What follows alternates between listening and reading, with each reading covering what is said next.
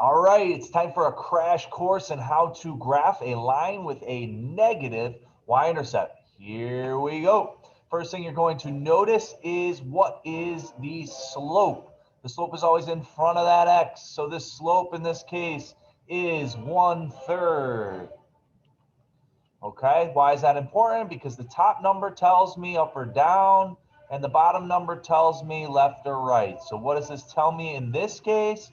This one tells me to go up 1 and right 3. Why up, why right? Because they're both positive. Okay, the next thing you're going to look at is the y-intercept. Just like I said, the y-intercept in this case is a negative number. So our b is actually going to start at -1. That's where we're starting on the y-axis. So let's start graphing. Here we go. So first thing I'm going to graph is the y-intercept. Like I said, it starts at -1. Now I'm going to follow my steps. My steps tell me up 1, right 3. Here we go. Up 1, right 3. I found a point. Again, up 1, right 3. I found another point. I have run out of room. What do I do next? Well, I got to go opposite. So instead of going up 1, right 3, I'm going to flip-flop it. Down 1, left 3. Why do I do that? Because I got to find the other side of the graph. I got to find all these points that are on the opposite side. Well, in order to find opposite side, I got to go the opposite directions.